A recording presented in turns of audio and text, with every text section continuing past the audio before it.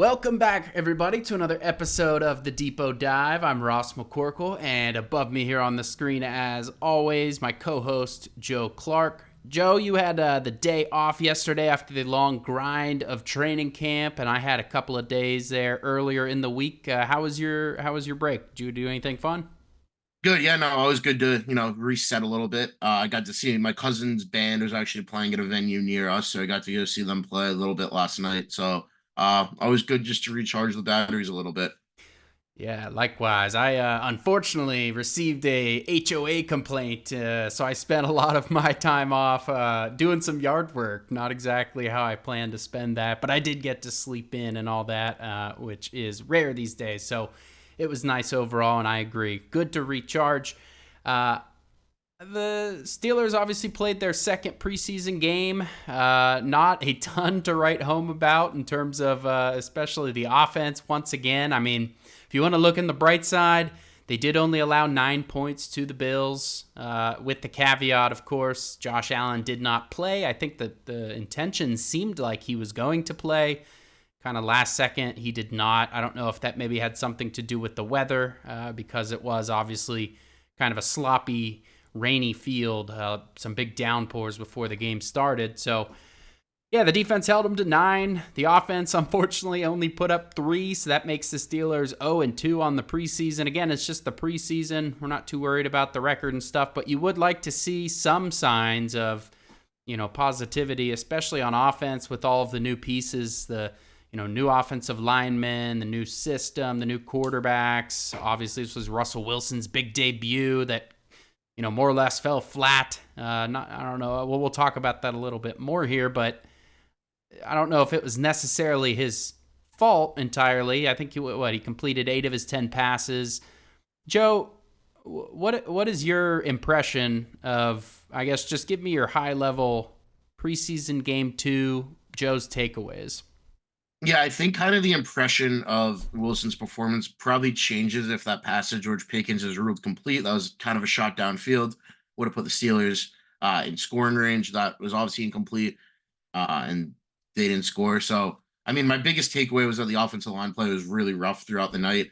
And I think that's something that is problematic and not something that we expected. I mean, this is a line that's gotten, you know, excuse me, buzz of being like a top 10 unit in the league this like ahead of the season. PFF had them in the top 10. I know Ross Tucker had them in the top 10, and I mean they struggled. I think 4 total sacks, 3 on Russell Wilson.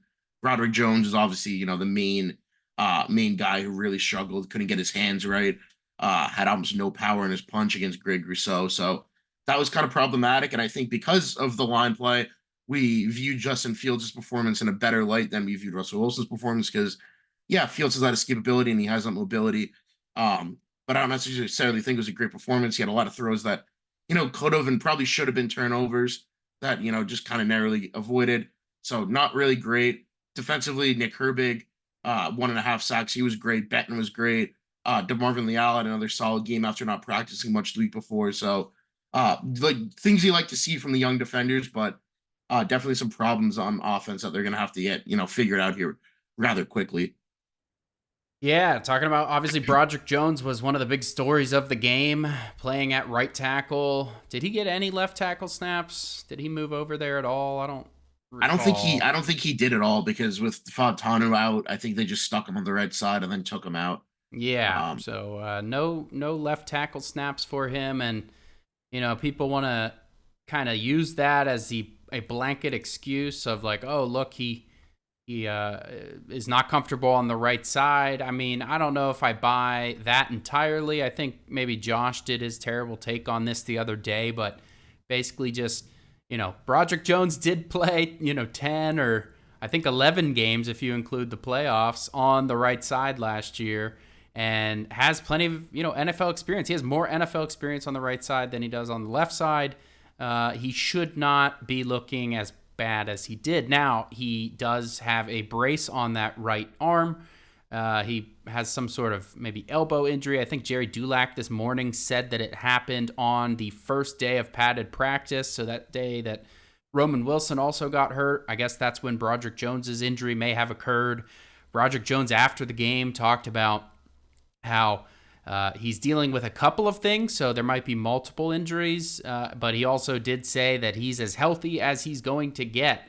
So I don't know if that means, this is something that might require, maybe some cleanup in the offseason or something like that, or I don't know. He was kind of dismissing the notion that this was because of his injuries and basically saying he just needs to be more physical and play better. And, you said it, he didn't have much power in his punch. I don't even know if he didn't have power in his punch because he just didn't have a punch. From what I broke down, I posted a film room on the site. It was a lot of him just kind of playing catch, allowing guys into his body. He was keeping his arms a little too out wide. You want your elbows in tight so you can generate that power.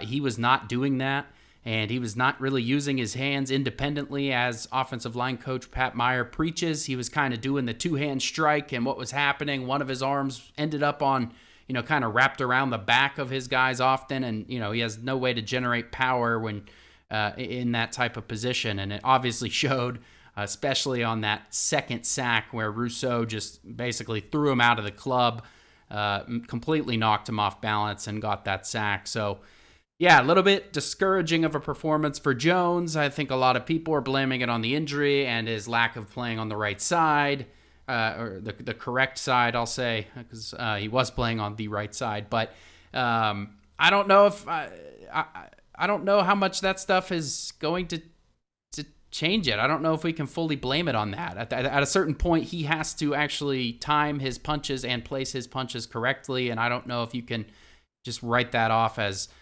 kind of those two excuses. And Jones didn't take those two excuses to his credit. He just said he's got to get better. So that was, really one of the big stories of the game to me. The defensive line, I think, Leal turned in another good performance. Keanu Benton, I think, did he have that half sack with Nick Herbig in there? So that's encouraging to see. I think, Benton's certainly a guy we're expecting to get a lot more in the pass rush production this year. He was very close on 6 or 7 different occasions last year, just wasn't able to finish those plays. So it's encouraging to see that in the preseason. But Joe, is there anything else kind of high level here from the preseason game that you wanted to discuss? Yeah, no, I just want to double down on your thought that I just don't think that switching Broderick Jones to the left side would make things any better, because all of his issues were, with his power, with his punch. They weren't like footwork or technique issues. So that was a little bit worrisome for sure. So I think he's got a lot to work on, and we'll see how he looks on Saturday against the Lions. Yeah, big week for Broderick Jones. I know last week it was reported that, Troy Faltanu is expected to be the week 1 right tackle, and that there would actually be a competition on the left side between Broderick Jones and Dan Moore Jr. I think everyone, including Dulac, who initially reported that, basically said they're not going to put Broderick Jones back on the bench. I don't know if I fully... I agreed with that at the time. I don't know if I fully agree with that now. It was just one preseason performance. He has a chance to right the ship, but if he has another rough performance on Saturday, that's definitely in the realm of possibility and something to track as we approach week 1 of the regular season. Sticking on the offensive line, we'll move here to our second topic. Nate Herbig, we knew this as of last episode that he was dealing with an injury. I think he had suffered it last Wednesday on the last practice at St. Vincent College. And we have since found out that he, I believe, tore his rotator cuff. At least that is what was reported. And he is now on IR, and he will be out for the season. Had they waited to place him on IR until Tuesday, when roster cutdowns happened, they could have designated him for return. Because they did not, his season is over. So that leaves, obviously, Zach Frazier, who many were wanting to become the starter. He is now the starter. But what does that mean for the depth? Joe, do you have a kind of preference between Mason McCormick, Ryan McCollum, Spencer Anderson? Do you think they should go outside the organization? Where do you land on that right now? Right now, I think probably McCormick's your best bet. He's a guy that the Steelers worked out specifically at center ahead of the draft. They had a private workout with him where they worked with him at center. Kind of for a situation like this, kind of an emergency situation, you need someone. And I don't really know if they should really use, a 53 spot on a backup center. They didn't last year. Herbig functioned as their backup center last year. And I think, if you have a guy like McCormick and even Anderson's seemingly capable of doing it, but McCormick we know is capable of doing it. If something happens to Frazier, you can fill in a pinch, and then if things don't go well, and then at that point, yeah, you can look outside the organization. But there just aren't that many, options left that I think anybody would be really excited about. Mason Cole, obviously, I don't think anybody would be excited about him, but he's slimmed down. He looks like his football days are over. And Ryan McCollum, I mean, he's fine. I think if they keep him, it's an okay choice, but he's not really giving you much outside of being a pure backup center, kind of a in case of emergency guy. And even though he's got a lot more experience in the position than McCormick or an Anderson, but I think having McCormick, he has the versatility. He'll be the top backup I think at all three interior spots, and I think he could be fine as a center. I mean, he's worked on snapping a little bit in camp, so of those three options, he'd probably be the guy I would choose to be that top backup. And I think him and Anderson can probably hold those duties down together. One of the two of them can be the backup without having to go outside the organization or roster Ryan McCollum, who, I mean, I think will probably work his way back on the practice squad again. That's kind of been his home the last few years. So wouldn't be surprised to see him back there with, now the need at center. But I am excited to see Zach Frazier start. I think this is the outcome we kind of expected, heading into the season, heading into training camp. Obviously, it sucks that it had to be an injury to Herbig that necessitated it happening, but excited to see what Frazier can do in his rookie season. Yeah, I think Frazier's been pretty solid over his first two preseason games. I think the first one was maybe a little better, but he was going against better competition in the second one. So, you don't fault him there. But in terms of the backup center situation, Dave Bryan put together a little chart of the three kind of internal options for that role. Ryan McCollum, 847 college center snaps, 183 in the NFL preseason, 100 in the regular season. Spencer Anderson, 382 in college, 5 in the preseason, 0 in the regular season. And Mason McCormick, just 15 in college. Obviously, he's a rookie, so nothing in the NFL yet. But I think we will probably see his first NFL preseason center snaps on Saturday. Maybe we'll see some from Spencer Anderson as well. Up until now, it's just been Herbig and then Frazier, and then when he comes out, it's been McCollum. Those are the only three centers they've run in the preseason so far. I think they will get some of these guys involved. Jerry Dulac this morning in his Steelers chat said that right now the options are probably McCormick or Anderson. Spencer Anderson, he was more of a tackle last year. He kind of switched to being a full-time guard this year, but they've been kind of bouncing him back out to tackle a little bit. To fill in for some of these injuries, and why not add center to that resume? He's got some college experience. I agree. McCormick's probably the guy.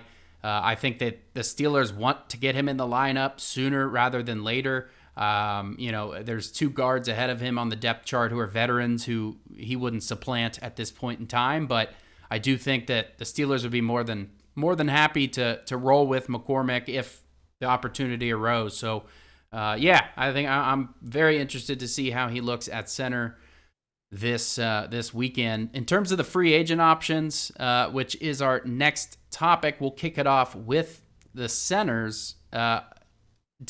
Did you saw that Mason Cole picture the other night? Yeah, that was that confirmed? Is that him?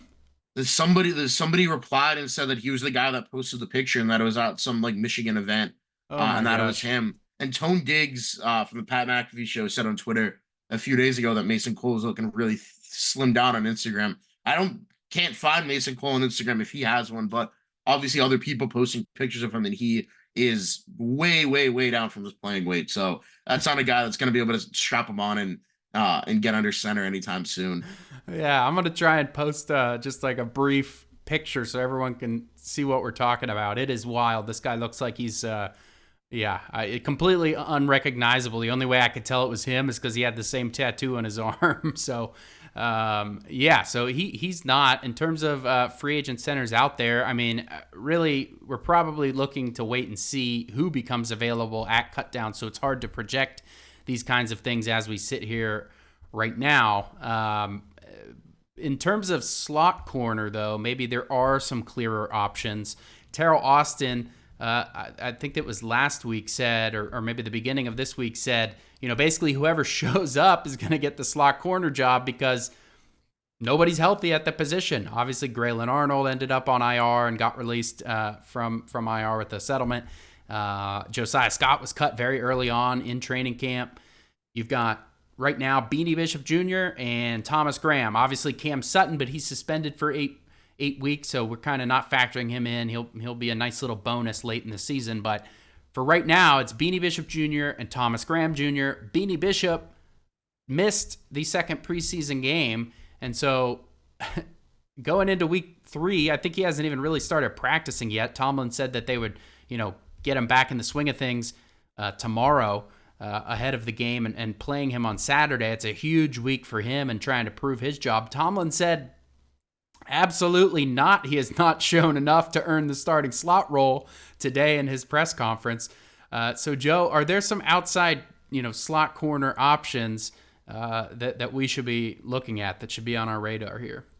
Yeah, and poor Beanie Bishop, guy gets hurt. He's been the number one all camp, and all Mike Tomlin has done is kind of downplay everything he's done. Like today, yeah, fair. Yeah, he hasn't shown enough. He hadn't played the second preseason game, and even he's listed on the depth chart. He's like, I wouldn't overanalyze it, and he always finds a way to kind of I mean, I'm sure it's motivational because Bishop seems to feed off it, but kind of nudge him and be like, yeah, he's not really the guy yet.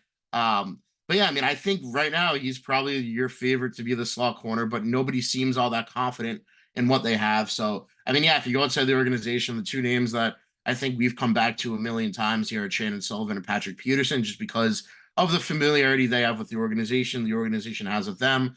Other than that, I think it's similar to center where you're kind of looking at, who gets cut. It's tough to project who's going to get cut around the league to really, whittle down that list of who might be a potential option in the slot. You kind of have to go and see once, cut downs are finalized and what happens. I know last year, they added Desmond King after the fact. And he played one defensive snap and then went and became a pretty solid contributor for the Texans. They brought him back.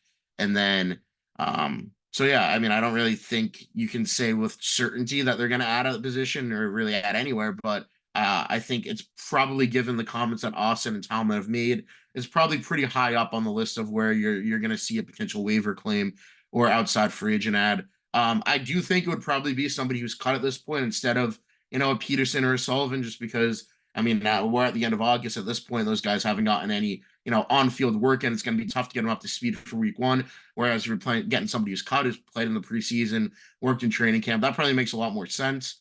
There'd have to be somebody they obviously like.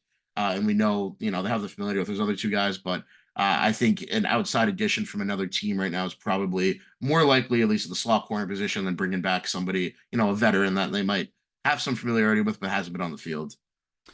Yeah, I think you make a good point there in terms of, these players being in football shape and whatnot. I was kind of approaching it from the other way of, Shannon Sullivan and Patrick Peterson will be easier to get up to speed simply because they know the defense, they know the calls. But there is another side to that coin. They've been, I'm sure they've been working out to a certain extent and staying in shape. I know Peterson had been looking for specifically to return to the Steelers, so I'm sure he's in, relatively good shape. He's a veteran. He knows what he needs to do to get ready for the season. But I hadn't considered the other side of that, where these guys do need to be able to actually play a full football game and be in shape for that. And there's very few opportunities to actually get in football shape between now and the start of the season. So yeah, slot corner is probably the most urgent thing on the roster right now. I know people have been talking about wide receiver pretty much the whole offseason. And once Cam Sutton was signed, slot corner kind of stopped being talked about as much. But I think we are now seeing that could become a huge issue. I think 59.1 or 0.7, somewhere very close to 60% of the Steelers snaps last year were in either nickel or dime, sub-package football, extra DBs on the field. And so it's more or less, a starting position within the defense these days, just due to how much, how many offenses are putting multiple, 3 receiver packages out there and 11 personnel and throwing the ball a lot. And so, this is my personal biggest concern for the roster right now. I do like Beanie Bishop Jr. Maybe he can be good on, they really only need him to be good on these early downs, because I think Deshaun Elliott, the plan seems to be for him to kind of play on the obvious passing downs in the slot and move DeMonte Casey back to fill in for him at safety. But you do want Elliott to actually be able to play safety and not have to play slot all the time. So who's going to be that guy in the slot? to give him relief. I know Thomas Graham Jr., Terrell Austin did rave about him a week ago, basically saying he's always near the ball. He's shown that he can be a playmaker. I think he had 2 or 3 interceptions throughout training camp. He's either leading or near the top of the Steelers defense in interceptions during camp. And so, he could be an option, but it's just tough to tell. I mean, I think he's only played 11 games in the NFL at this point. He's been around for a few years, but only 11 games across 3 seasons. I don't think he played a single game last year. And so, it's kind of difficult to say what you've got in him. So, yeah, these are the questions that I definitely have. And then special teams will play a factor in all of this as well. I know the Steelers are still in need of a gunner or two. They lost a couple of them this past offseason. James Pierre and Miles Boykin kind of served in that role, and now they're both gone. And so they need some of these special teamers to fill out the roster, and those are kind of the underrated, overlooked things that go into the roster construction that'll probably make for a surprise or two on the final cutdowns next week. We all have our final 53-man roster projections. Actually, no one's done their final one yet, but roster projections have been coming out on the site each week, so check those out to kind of track along with what we're seeing. But, I wouldn't be surprised if none of our roster projections have been correct so far. There'll probably be at least one surprise or two. There always are. Joe, I don't know if we have anything else for the show. We did actually have a listener question, but the audio got a little messed up, so I'm just going to summarize it here and we can answer Brett's question. Brett from San Angelo, Texas. I believe this is the 3rd time that you have asked us a question, which reminds me, anyone who wants to have a question answered, please call 412-254-3145. The number's at the bottom of the screen. Give us a voicemail, and we will answer your question on a future episode. We could sure use some more questions from you guys. Just tell us your name, where you're from. Keep it brief if you can, so that we can move through these questions quickly. But Brett's question boiled down essentially to Calvin Austin III. A lot of hype surrounding him in the OTAs and minicamp throughout the spring. I think there was basically one positive report after the next, whether it was wide receiver coach Zach Azzani or Russell Wilson or Justin Fields or, basically everybody was praising Calvin Austin III. And he's, he really needs to have a big season. And so I think there was a lot of hope that he could kind of step up into a bigger role. Now, as it played out in training camp, in terms of Scotty Miller, Quez Watkins, and Calvin Austin III, Calvin was actually the 3rd on that list in terms of receptions and yards at practice. Our Alex Kozora tracked those stats. And so Brett's question basically boils down to what gives with Calvin Austin in terms of why was there so much hype and why is he maybe not getting used as much as everybody was expecting? Yeah, so I think it's tough with him just because of his size. He's such a limited catch radius. So in a setting where, now the pads come on and guys can get a little bit more physical, it's going to be harder for him to stand out. I still think he'll, have a somewhat productive season, at least as a depth receiver. I think he'll improve on his numbers from last year. But yeah, I mean, after all the positive buzz we heard from him coming out of OTAs, it was a little disappointing to see him kind of have not necessarily a bad camp, but just kind of like a mediocre sort of training camp. Just the consistency probably wasn't really there. That's who he is as an NFL player. He'll be NFL player. He'll be good for a big play here and there. Might be able to work underneath, but consistently, just because of his small size and because of his just limited catch radius, I think it's going to be tough for him to really become a real consistent, number 2, number 3 guy you can count on out there. So I think that's kind of where a lot of that comes from. Whereas he hasn't been talked about as much, he just hasn't been able to put it together consistently. And it would be nice if he hasn't done a whole lot in the preseason so far. It'd be nice to see him have a big showing here on Saturday against Detroit. Yeah, he had 2 catches for 49 yards in the first game against the Texans, so that was encouraging. He had a long of 25 on that one, and so, both of those catches were for, bigger gains, one being an explosive play and one being close. So, yeah, I mean, Brett, I think really the answer is that they have 3 guys who kind of fill the same role. And if Scotty Miller has been impressing as much as he has been, just today, Justin Fields said, I feel bad for people who have to go one-on-one with Scotty Miller because he just makes them look foolish. And so when you have guys that are maybe standing out, that are filling a similar role to what Austin would fill, and I think this was maybe even more of a factor when Roman Wilson was around, because then you had 4 guys who were kind of filling the same role. That's maybe why you see a guy like Calvin Austin maybe buried a little bit. But I do think because he's the punt return guy, I think Quez Watkins probably proved we never need to see him do that again against the Texans in the first preseason game. Because he has that punt return role, I think his roster spot is probably safe. I wouldn't give it a lock or 100% on that, but I think it is relatively safe. And I do think, I think he can be a solid role player. I just don't think that he's going to take that step and be kind of a number 2 receiver like some thought he maybe could have. And I think in that first game against the Texans, Joe said his catch radius is an issue, and I think he kind of proved that in the back corner of the end zone.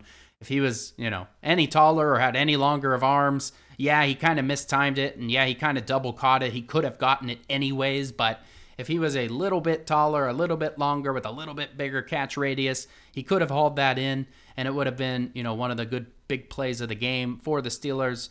They would have at least been probably won or tied that game against the Texans if he had made that play. So I think, we're seeing maybe some of the reasons why he doesn't have a bigger role and maybe just going to play more of a niche role within the offense. But we will see. I mean, it's the preseason. I'm open to things changing, and I think some things will change. But I hope that answered your question there, Brett. That is all we have for the show today. Joe, do you have any last thoughts here? No, that's pretty much covered everything. It was a good show. All right, well, we are going to wrap up then. Again, I did want to plug the number at the bottom of the screen, 412-254-3145. Leave us a voicemail. We will answer your question. The last preseason game here on Saturday. Thank God it is at noon. We don't have to stay up super late breaking down everything. And I hope you guys enjoy the game, and we will catch you guys next Thursday.